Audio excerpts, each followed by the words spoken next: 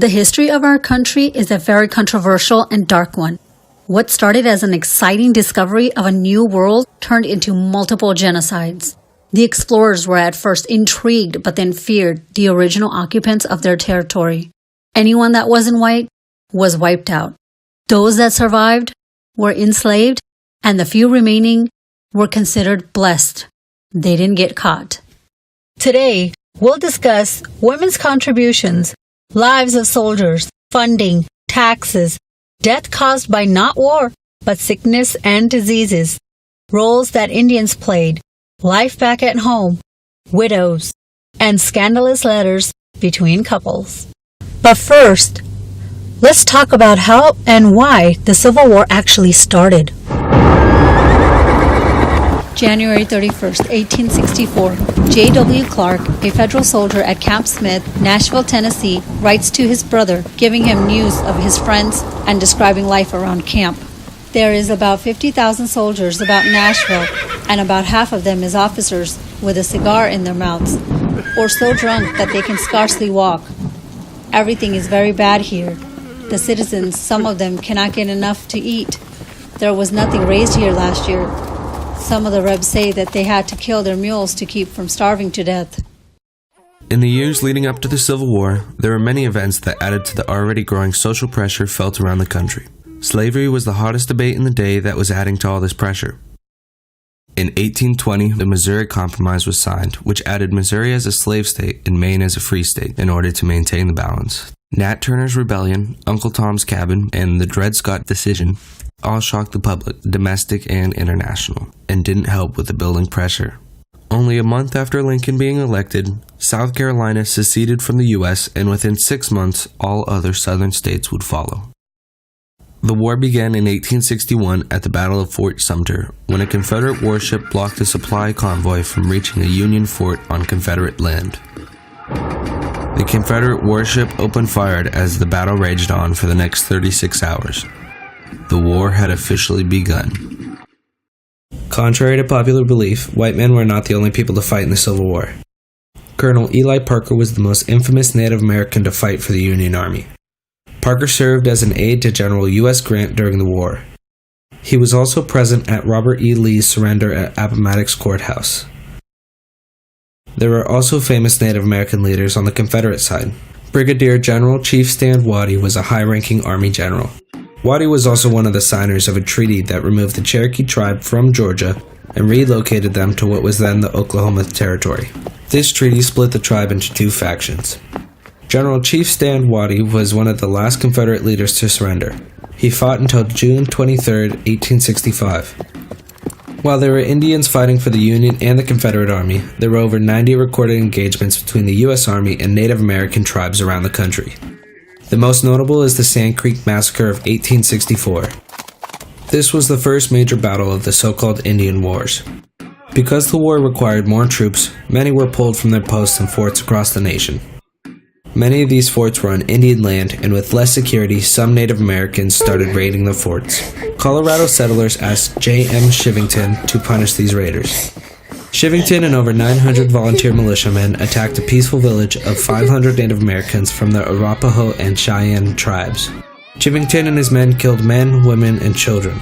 He later wrote, "It may be unnecessary for me to state that I captured no prisoners." This would not be the only attack on peaceful tribes during the war. The lives of soldiers on both sides were far from easy during the war. While they could easily be killed in battle, their lives outside of battle proved to be just as difficult. Hunger, bad weather, improper clothing, and diseases were the biggest struggles that soldiers faced day in and day out. The average day for a soldier consisted of drills practiced twice a day, which was needed in order to fight as a group, and chores such as cooking, fixing their own uniforms, cleaning camp, and preparing for battle. By the end of the day, soldiers became exhausted and were left with little time to sleep. Medical care was still primitive out on the battlefront during the war. Doctors were not aware of infections yet and didn't even wash their hands. A small cut could easily get infected and be the cause of death. Almost no medicine was used during the war and during operations. A wound to the torso didn't leave a doctor with many options, but a wound to limbs was not as life-threatening. Amputation was common and one of the only solutions they used. A soldier's diet was lacking about every food category.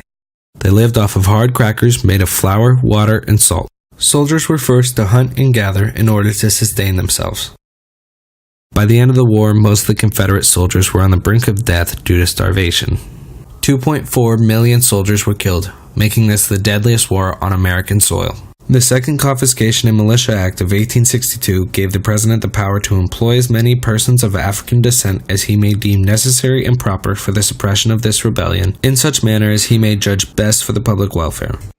Some blacks took this as their cue to form their own infantry, which later became part of the U.S. Colored Infantry. In 1863, President Lincoln signed the Emancipation Proclamation, which freed slaves in loyal states and declared all African American men of suitable condition to be received into the Army.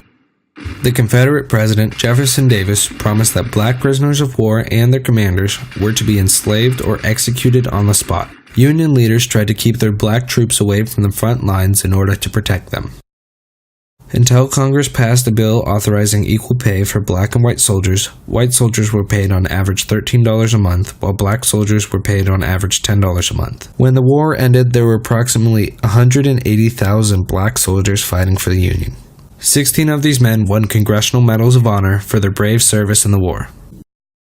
After years of fighting, almost 650,000 Union soldiers lost, in over 10,000 battles, the Union came out victorious. Over 2.6 million Americans fought in the war, and an estimated 850,000 were killed, making this the deadliest war in American history. On April 9, 1865, General Robert E. Lee surrendered at Appomattox Courthouse, essentially marking the end of the war. Only 6 days later, the then President Lincoln was assassinated at Ford Theater. The war officially ended 16 months later when the last Confederate general, Brigadier General Stand Watie, the first Native American Confederate general, surrendered. In November of 1860, Abraham Lincoln was elected the 16th President of the United States. Within 6 months, 7 states seceded from the United States, forming the Confederate States of America, with Jefferson Davis as their president. The war began on April 12, 1861, when Southern troops opened fire on a Union fort in Confederate territory. Within a year, the Confederate Army had won 15 battles and the Union Army had won 28. In August of 1862, the 7 Days Battle took place, in which the Confederate Army drove the Union Army back down a peninsula away from the Confederate capital of Richmond. The Battle of Gettysburg took place in July of 1863 and is considered one of the turning points of the war. Major General Meade of the Union defeated attacks from Confederate General Robert E. Lee, halting Lee's invasion of the North. 2 months later, Lincoln would give his famous Gettysburg Address. This was the bloodiest battle of the war. With April of 1865, the Battle of Appomattox Courthouse took place. This is what led to the surrender of Robert E. Lee's army to Union General Grant. Over a year later, President Johnson formally declared the end of the war on August 20, 1866, after all other Confederate leaders had surrendered. Before the Civil War, American women followed certain rules now known as Cult of True Womanhood. They were expected to live their lives as if their only purpose was to cook, clean, and bear children. Once the Civil War started, women had the opportunity to step outdoors without much criticism. Many volunteered as nurses and took over other jobs. Due to these vital roles, women started to be perceived as having more abilities than just in the confines of their households. It laid the foundation for a pivotal change in women's rights in the future. Several hundred women disguised themselves. Others organized aid societies and fundraisers to provide medical care and supplies that troops needed. They would cook food, wash clothes, and knit, even going as far as to the front lines to care for the injured soldiers. These women included white women, free and enslaved African American women. They had more funding and support than their counterparts in the South. Confederates had less money and fewer resources than the Union, so more women joined the front lines themselves. They'd use slaves to pitch in most of the work. Certain homes in the North and South became headquarters for officers and wounded soldiers. Families were forced to care for them. Civilians and families on both sides were shocked at the violations of their civil liberties because there were Confederate supporters in the North and Union supporters in the South. In 1862, the Union ordered around 20,000 residents that supported the Confederacy to leave their homes with only 2 weeks' notice. That order was later rescinded. The domino effect led to a higher number of casualties that created more widows and orphans. The Civil War was quite difficult to fund. The war costed the Confederacy over $20 billion and costed the Union almost $60 billion. For the Confederacy, a poorly organized government lacked the infrastructure to collect internal taxes. Most wealth was also held up in land and slaves and wasn't readily available to fund a war with paper currency. In 1861, the Confederate government imposed a small tariff, but that only earned them $3.5 million over 4 years. They also tried to sell bonds to finance their debts. The first round did well, but by the second round, no one had any money to buy any more. The Confederacy then moved on to printing their own money to pay for their own bills. 75% of the money the Confederacy spent on the war was printed, and only a quarter of it came from bonds. By the end of the war, the Confederacy had printed over 1.5 billion paper dollars, and inflation topped out at 9,000%. Finally, in 1863, the Confederacy enacted several progressive taxes. These new taxes included taxes on income, sales, wholesaler sales, property, and agriculture. The Union was a little more successful when it came to financing the war. The Union started the war with the Treasury and tariffs already in place, giving them the upper hand.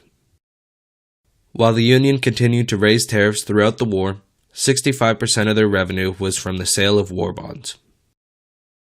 The Bureau of Internal Revenue was made to collect on these new taxes, which included sales tax, income tax, property tax, tax on banks, processed meats, even sin and luxury items such as liquor and tobacco. A considerable amount of effort was made to make sure the taxes were being paid, but were also fair. By the end of the war, the Union was spending $2 million a day on the war.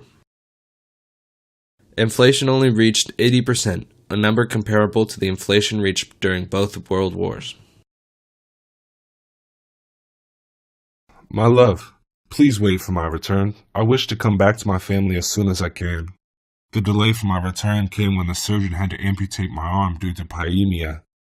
I'm as good as a horse, and I'll be back before Charlie even starts to walk. With all my love, John. One of the well-known phrases when relationships didn't work out while husbands were downrange was Dear John letter.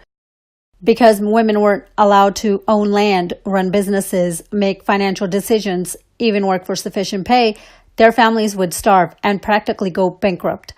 When no news or bad news came, women would be encouraged to marry a male who could support and provide for her and her children.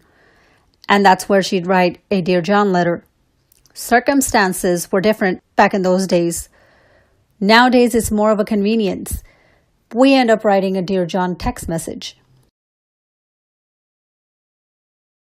As soon as President Abraham Lincoln issued the Emancipation Proclamation, notable abolitionist Frederick Douglass recruited nearly 200,000 black men into the Union military, including his 2 sons. Douglass writes, Once let a black man get upon his person the brass letter U.S., let him get an eagle on his button and a musket on his shoulder and bullets in his pocket. There is no power on earth that can deny that he has earned the right to citizenship.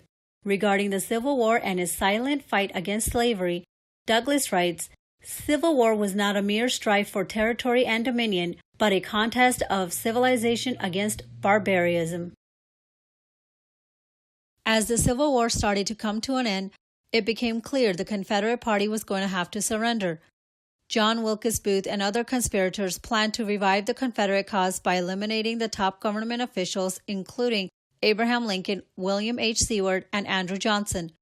John Wilkes Booth shot and stabbed Lincoln at the Ford Theater in Washington, D.C. on April 14, 1865. This was Booth's only successful assassination out of the 3. The president was dead by the next morning. Booth was killed 12 days later after an exhaustive manhunt. Their plan to revive the Confederate cause failed. Lincoln's death was mourned around the world. Thousands of people visited the East Room of the White House, where Lincoln was rested in his casket. Millions of Americans lined along 1,700-mile train route that ran from New York back to his hometown of Springfield, Illinois.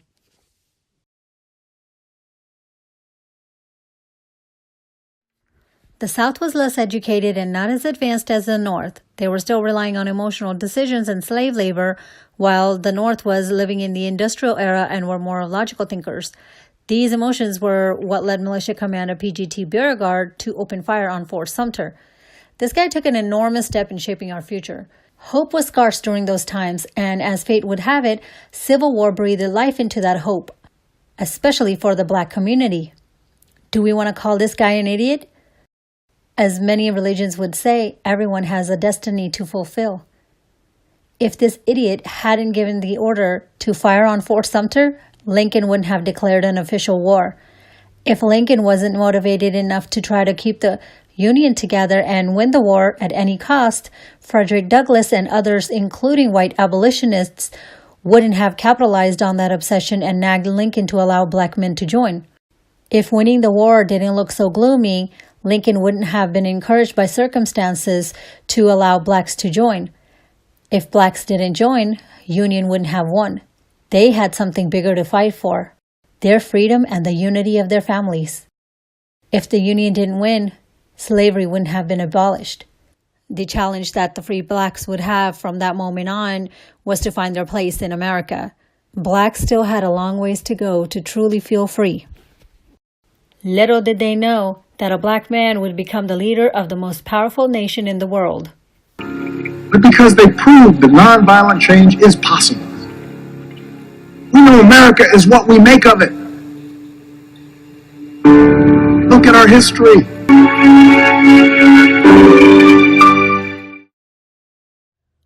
This video is made for a college history class and it should not be used as a perfect source. Each item used here is property of its own creators and publishers. We do not own any rights to any material in this video except those that are ours. We have listed our sources at the end, but if we miss something, it should not be misconstrued as intentional. We hope you found some information here helpful.